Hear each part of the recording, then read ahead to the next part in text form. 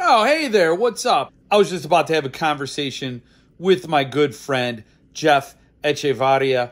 Jeff is equal parts talent and wisdom, and he's got a life story to share, and he's super humble, great guy, somebody you could have a beer with, and then be blown away by the incredible art he produces. So check out the interview. Get the book. I hope you were able to get one before it sells out, before it's sold out, depending on what part of the time space continuum you are experiencing these images. I have a brief discussion with Jeff before we do the interview, and I think I still managed to mispronounce his name. I probably mispronounced it earlier now in this introduction, but can't sweat that stuff, man. Time just keeps rolling on. I had a blast in the interview. It was great to meet Jeff, and I'm grateful to Suntup for introducing me to these artists and authors who produce such incredible work. So for longtime fans of S.E.Hinton's genre-defining work, and for newcomers like me, check it out, get your book, and enjoy another worthy classic. For once, I'm not talking to myself. It's time to go beyond the book and get over your shelf.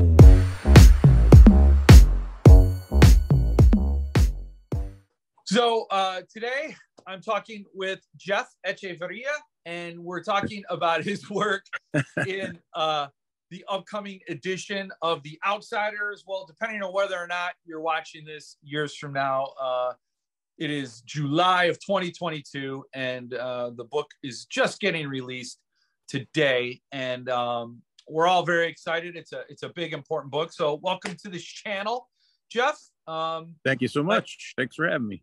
Glad to have you here. So how long have you been an artist? How long have you been doing this? Well, I've been forever, I guess. I mean, since I was a little kid, getting yelled at in school for not doing your work that whole bit.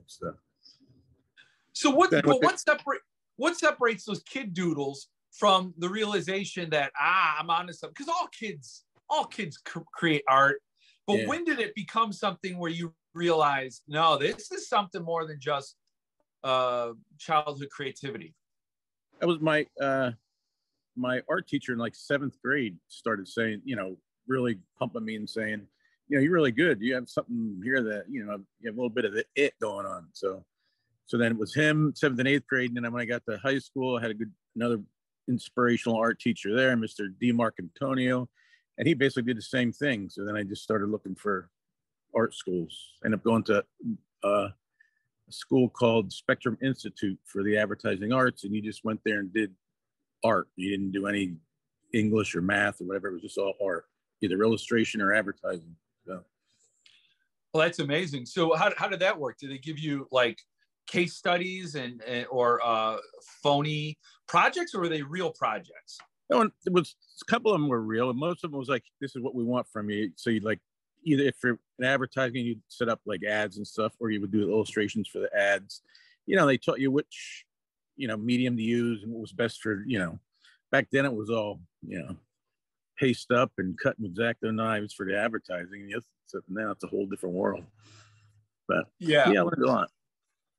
So it was like a portfolio school. When you came out of there, you right. had something to show. Exactly. Yeah. Yeah, I don't know why anybody would do. Well, we're not here to talk about higher education, but yeah, I mean, it seems to make total sense if you've identified your passion. And what did you feel drawn to when you were doing these things? Like, what was a project that like got you fired up? Well, I'm a huge fantasy and D&D geek, so we were playing D&D and stuff when it started, like when I was 20 or something. We played that for days at a time, and then I just had to illustrate everything I could, And one of the cool things was, the illustrations for D&D at the time. Larry Elmore was one of my huge favorites, and I got to meet him at one of the IX conventions in Reading, Pennsylvania. And then he ended up buying one of my pieces. So I was like, brought me to tears and everything. Yeah, it was very, very cool. Wow. So a Yeah. hero bought your piece.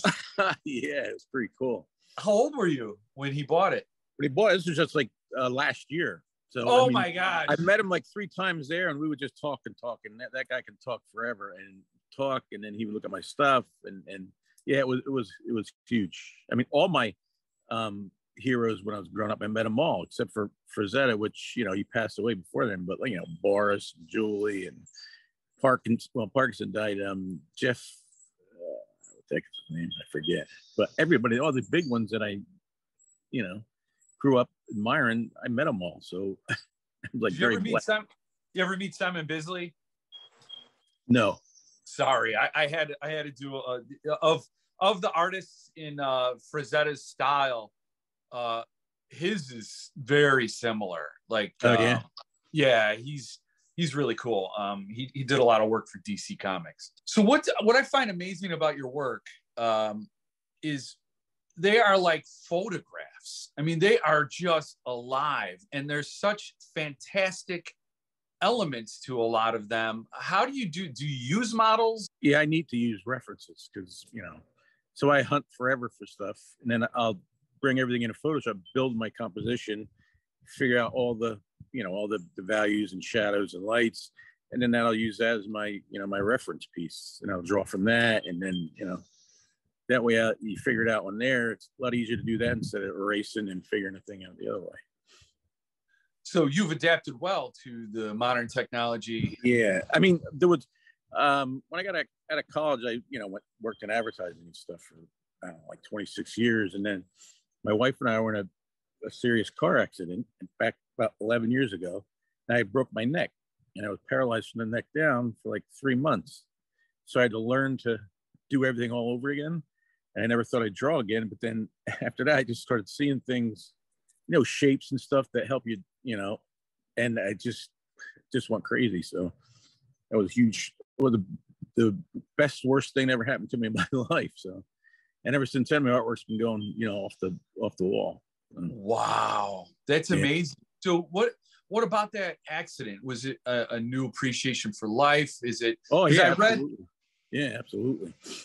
I mean, it doesn't take much for you to be erased from this planet. So, you start thinking and looking at, I met so many people in the rehabs and stuff that, that's changed my life. And then God gave me a second chance with the art, and I'm not gonna, screw that one up. So that's all I do all day long now is figure out artwork. And hoorah for me. I mean, that's a huge blessing.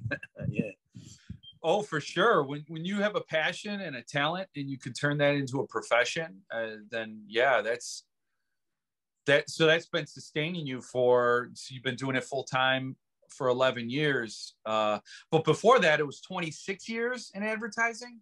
Yeah, I was doing the whole, design layout for a tool catalog, which it was boring, but you got to drive to work, drive back. So then you don't really, I want to go draw now. Nah, I don't think so. So it took me forever to get any work done. It drains the passion from you. So the accident was one of the best things ever happened to me. Wow. Yeah. Wow. That's an interesting, way to look at it. And it probably the best perspective you could have on something like that. Because your work's incredible. It's loaded with passion and life. And well, thank you so very much. I appreciate that. Yeah, I was looking mostly at the stuff you have online, the stuff I could find in galleries and things like that on other websites before I saw the stuff you did for The Outsiders. So it seems like that took you to a very different place. A lot of your stuff was very fantastic, and a lot of female forms, a lot of some animals, and then now you got this group of boys. I know it was a bit of a challenge because then I'm like, because it's like it restricts your mind a little bit from going where it wants to go.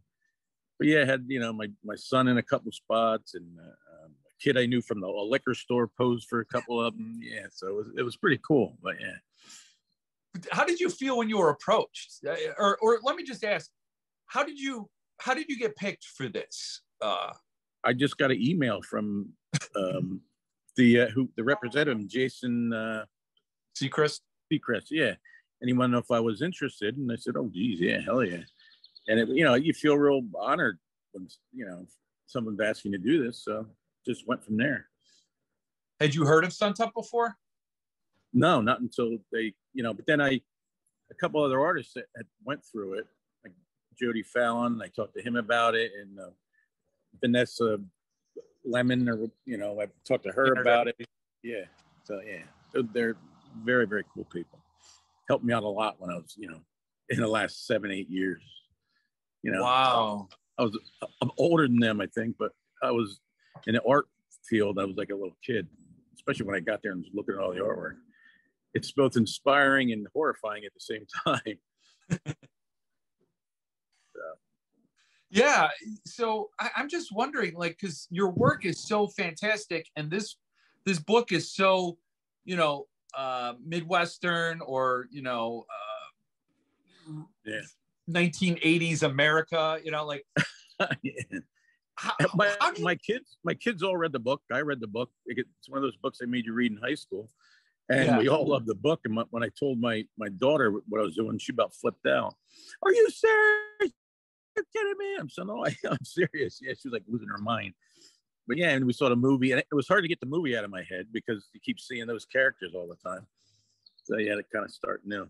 But after reading the book again, I like the book better than the movie. So yeah. So did you read the book recently before starting this?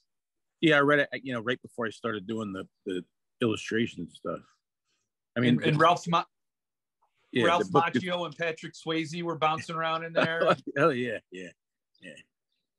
Because the movie really doesn't portray it as well as the book does. I mean, the ages were way off and stuff. So yeah. But yeah, it was pretty cool. Frustrating at times, but it was pretty cool. And how do you deal with that? So I think maybe using models helps, but how do you fight those established images to create something new? I had to go back to the books descriptions and stuff, because I had a whole folder full of the actors, and I'm like, oh, I can't look at these, because all it does is, you know, makes it harder for me to come up with something original. So I just say, who do I know that I could, you know, one kid was just, you know, an online model service that I found for the younger one. And the rest, I just kind of, you know, picked them out of whoever I knew. Like, you know, Rockwell would find people and just, you know, use them for his illustrations and stuff. So it was an experience. It was like, well, actually my first like real illustration job from, you know, for a book like that. I've had like smaller book covers and stuff, but nothing, you know, on a big name, you know, author and book. So it was quite humbling and, you know, flattering, and I was pretty pumped up about it. Are you nervous at all now? Yeah. No, because you're about to come out with this book that was so fundamental and iconic to a lot of especially when you're in high school, and you read I hope I did it proud, but yeah, I hope I did it proud. So right, you're gonna get that. Yeah, you're gonna get a lot of people that are gonna be, that's my, you know, their book, and they're gonna feel a certain way. Yeah, especially if they, you know, if they watch the movie and compare it to the movie in their head, then they go, ah, yeah. So but yeah, that's the book. What's that? But they should read the book. I mean, we're all readers, these collectors.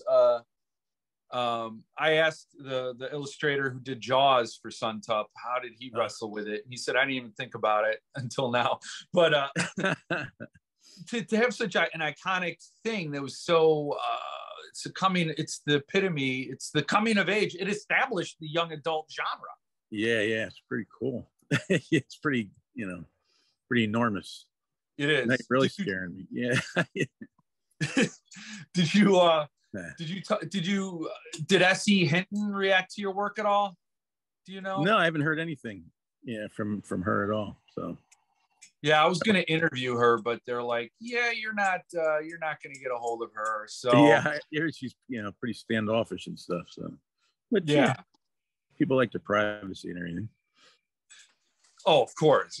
So, how did you pick out the scenes to illustrate? Did you pick them out, or was there a they gave me like, say, well, why don't you try these, you know, because there's so much you could actually do that you could done. I think I did one more than I was supposed to, just because, you know, it come to me. So I just try to pick out the most important spots in the book and went from there. You try to get all the characters. I mean, it's not like there's one main character. In there they got like 6 or 7 of them that you could do something with. So it was a challenge. Yeah. Yeah.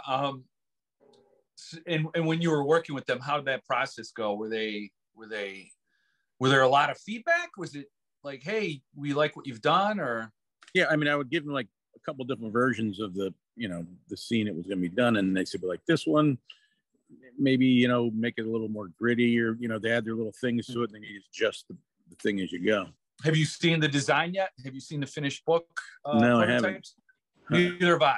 I mean, I just saw your art today. It's great stuff. That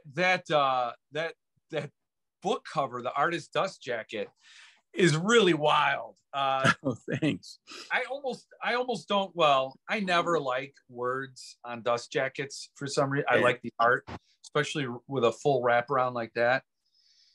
But what was your favorite piece to do in the book? It was probably that. Yeah. And then the one with the when Johnny got done, killing the guy, and then there was the one piece that I did of Cherry when she was just her face and body with the greasers behind her and stuff. Mm-hmm. But I love the dust jacket. That was because that came right to my head right away. I didn't really do anything different except for a couple things in the front. I had Gone with the Wind in there, and they took that out, and then they said, "What I'm looking at, yeah, wait from you." So yeah, but it's just little stuff, but it's pretty cool. How long have you been working on it? Because I know Paul Suntup keeps things under wraps for a long time. Oh, this is it.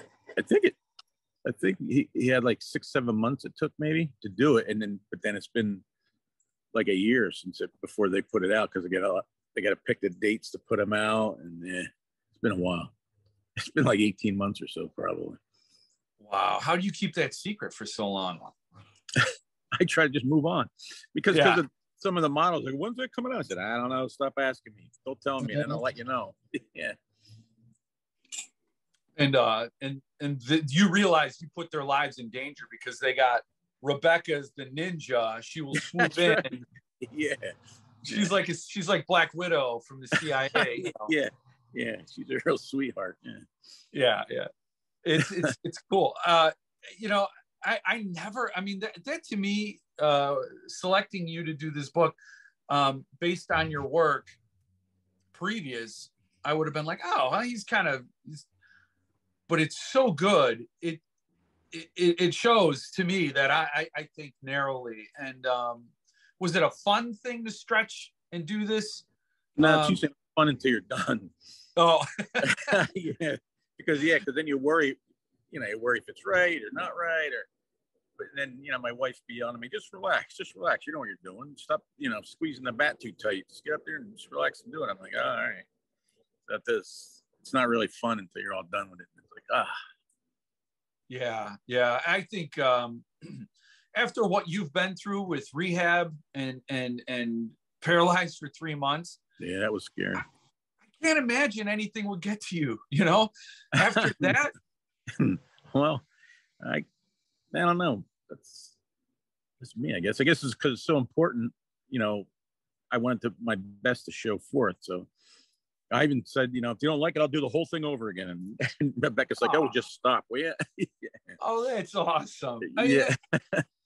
That's great. I love hearing that, because it's not just you're thinking about the whole experience, and that's awesome. Although I don't see why you would ever worry. My wife usually doesn't get involved too deeply when I do these, but I showed her the artwork, and she was going to different websites. She's like, "Oh, this is good. This is good. Oh, this is really great." I could see like she was really interested. So I had to call her over to see, Thank you. See the outsider art. Are you open to doing remarks? Sure. You know what those are? Remarks? Yeah. You gotta put a little drawing on it and sign it with it. That's a remark, correct? Yeah. I've never done that before. Yeah. We always ask. There's been a lot of collectors go for that. I think this book being so part of people's coming of age and growing up. It has that, there's that ironclad bond that some of these stories form with developing people, when you're a kid. That's like a growing up book. Yeah, for sure. Yeah. And I just think that it means so much to so many people. I'm looking at the interior art, the final note image. Yeah, he was reading the note that he found in the book. Yeah. And just the expressions of the couple of guys behind him, I don't want to say names, but it's really great. It's not just photographic quality, but their expressions, their emotion is it really tells an entire thing right there in that one image. Thank you. Thanks. I really appreciate it. Yeah. I also noticed on your website you had a Stephen King quote, "Go on, there are other worlds than these." Yeah. Huge fan. Yeah. Huge fan of King. Yeah. Yeah. Did you get Paul to pay you with a Misery Lettered edition then for this work? No, that would have been fantastic. Yeah. Yeah. I look through the books and see, I'm like, wouldn't that have been great? But yeah. Yeah. So are you cool. Yeah. I mean, I got them behind me there. It's one hit after another. And when he picked The Outsider to do that book, I was kind of thrown for a loop at first when I asked him, what book are you going to do next? What, got anybody for me to talk to for this release? And he's like, The Outsiders. I was like, yeah, crazy. Like, there was a moment of silence. And then when the fans all sort of figured it out and understood that this book was coming, or they decoded the clues, there were a lot of people excited. A lot of people excited for this book, more so than I expected, to be honest. I mean, it's old book, so a lot of people don't even remember it. I guess the younger they get, they don't remember it unless they're forced to read it in high school or whatever. So it's quite a book. I think a lot of the younger generations are rediscovering a lot of that stuff, and to them it's antiquated. And yeah. How did you create these works? Like, what was you had the models and you talked about the Photoshop, but when you actually did the drawing, what did you use? I think the originals were only like 2 up from the thing, and I just do the drawing. Then I'll scan the drawing itself in, and I'll make it whatever size I want. Then I'll print out the drawing itself on the paper, and I just go from there. Then you go down, it's basically like painting, because you're using a brush for the the powdered charcoal and the powdered graphite. So you put the bottom tones in, and you're just working darker and darker and darker. And then, because I don't really do a whole lot of color, then I put some fixation on it. Then I go back and add the color to it. So that's really cool. I think a lot of people would get a kick out of seeing you do the work. If you do, do you have a studio at home where you get? It's a little hobbit hole down in Stellar. Yeah, I got my music and my computers. I'm good to go. You said a little hobbit hole, but if you angle a camera a certain way, you can make your place look amazing. Like St. Patrick's Cathedral or something. Right. Because I've selectively chosen this little corner of my house where everything else is a disaster. So, yeah. But I think if you had a camera and you showed that, I would love to see that process. Right. Just as a thought. I know when I talk to the fans, they always ask for stuff that shows the process. I think the process. Yeah, I'm getting that more and more. So I got to sit down, and because once I start going, I don't like to stop. Like, oh, all right, we're gonna film this, take this. Yeah, I don't know. But more and more people keep asking. So it's something I do wonder what all these vloggers out there. How do you live life and film it at the same time? Because it just doesn't make sense. Yeah. No. Yeah, I don't know. This group is definitely interested in the process, the letterpress, the binding. I think a lot of these things are hand bound, and whenever videos come out that show those things, people love to see that. But because when you described it, I'm like, wow, that sounds like a lot of mess to get such beautiful things like this. It just doesn't seem.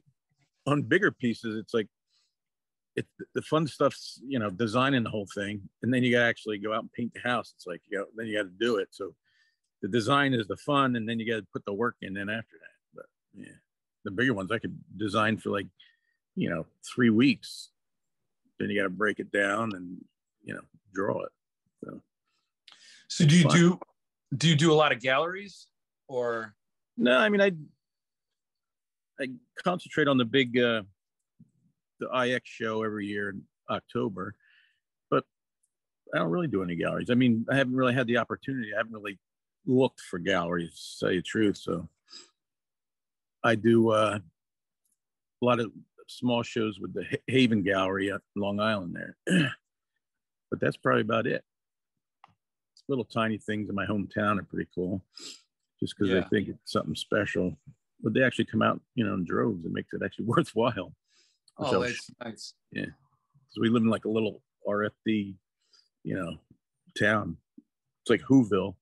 Have you lived there your whole life where you are? Yeah. I haven't traveled. I mean, I haven't lived anywhere further than like 25 miles away, and now I'm in the house where I grew up. So, wow. Yeah, it's pretty cool. That's nice. It's nice. It's good to connect to those things and stay rooted. Are there any books or authors you would just love to get a consignment for? Well, Stephen King for sure.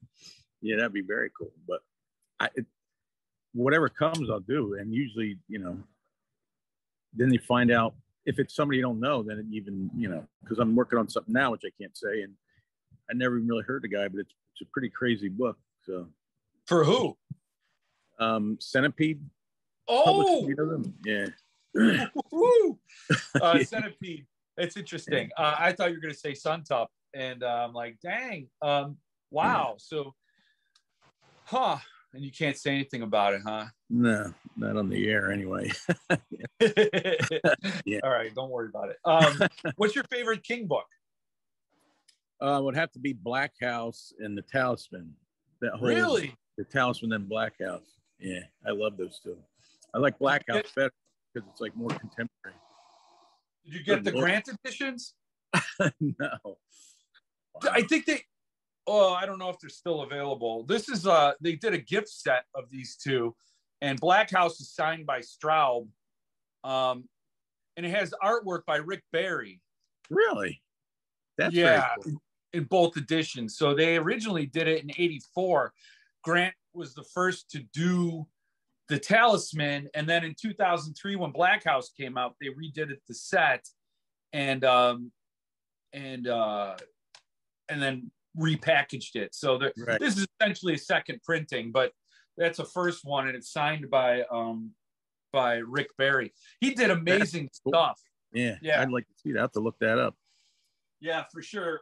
Donald Grant was the publisher. But yeah, you know, it's not too many people pick that one. But man, I only read Black House once, but the Talisman I've read at least 3-4 times. Yeah, yep.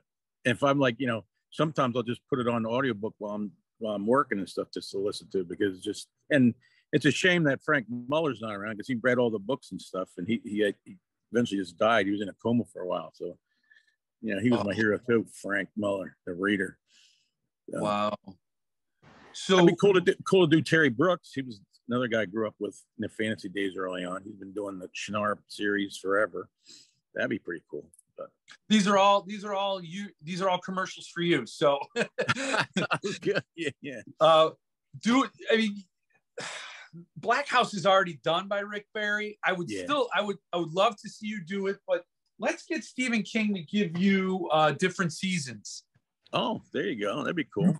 Please do different seasons, and tell Paul Suntup and Stephen King to get together, do that book, and have you as the artist.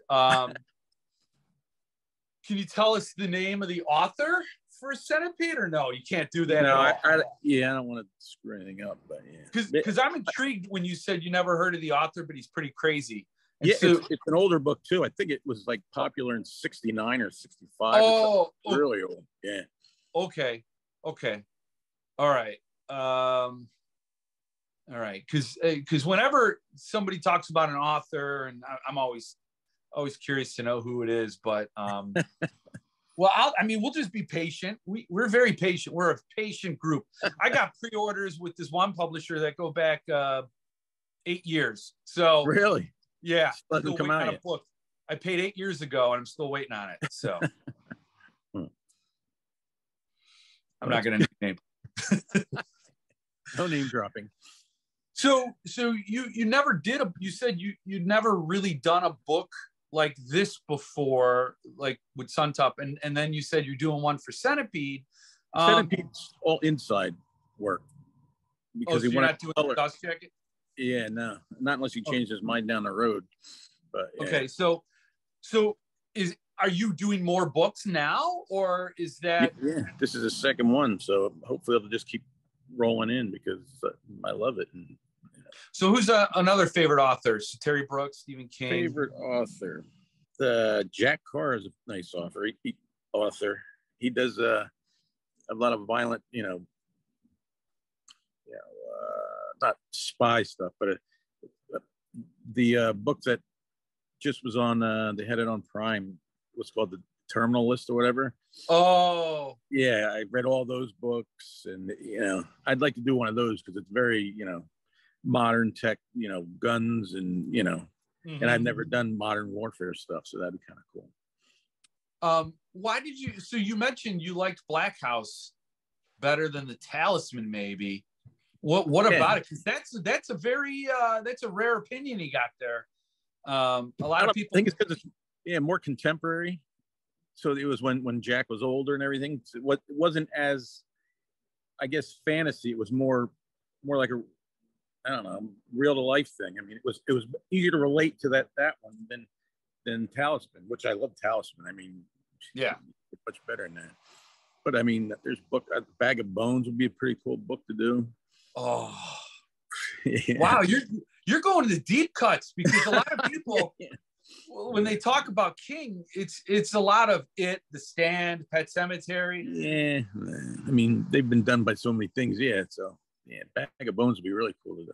Please do Bag of Bones. I met Stephen King when he was doing the Bag of Bones book tour. I have 2 signed first editions from him.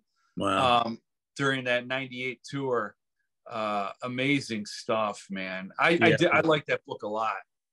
Yeah, it's pretty cool. Do you relate to King in a way because of his accident as well? I mean, oh yeah, I mean, it was pretty crazy reading about that. But yeah, I mean, it just takes, I think, the right frame of mind half the time.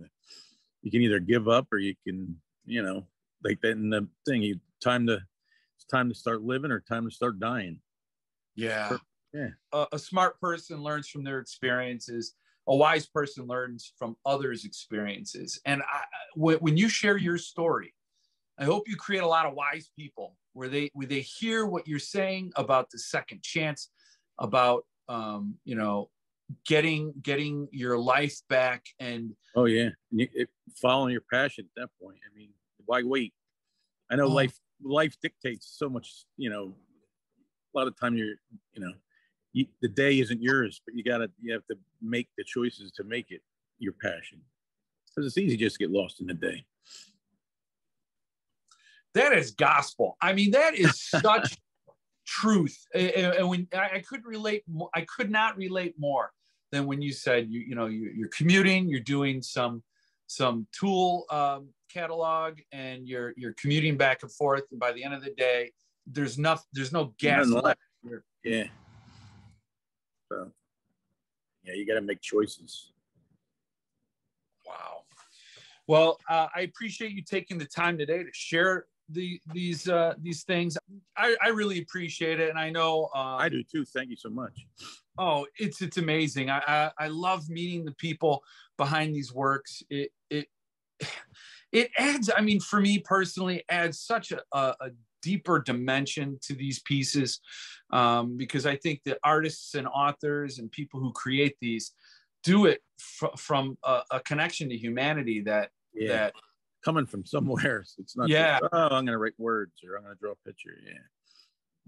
Right. And to convey that and share that with us is a gift. Yeah, it has to be moving. It has to move you one way or another, or you're not really doing a very good job.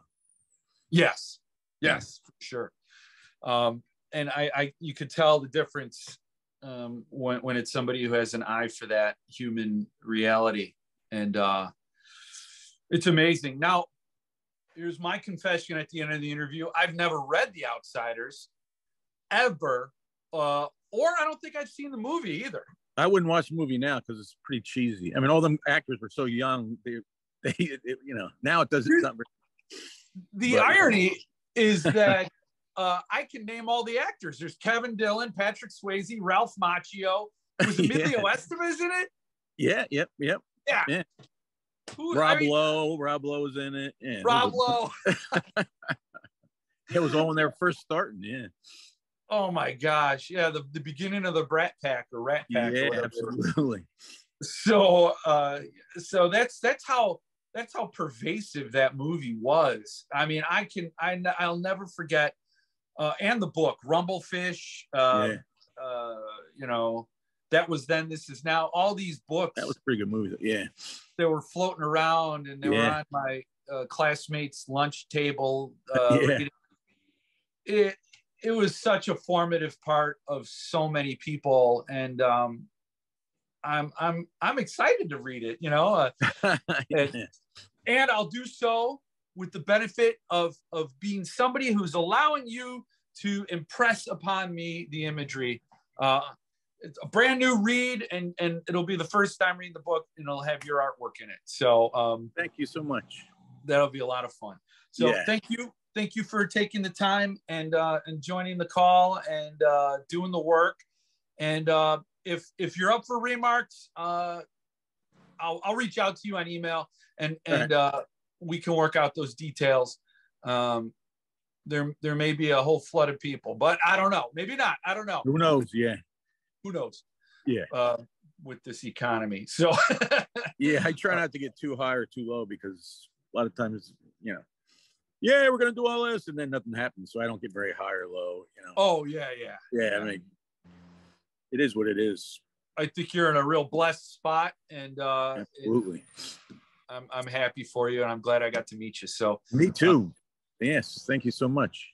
Yeah, thank you. So I will be in touch, and until then, cool. Happy release day. Oh, thank you so much. Take care.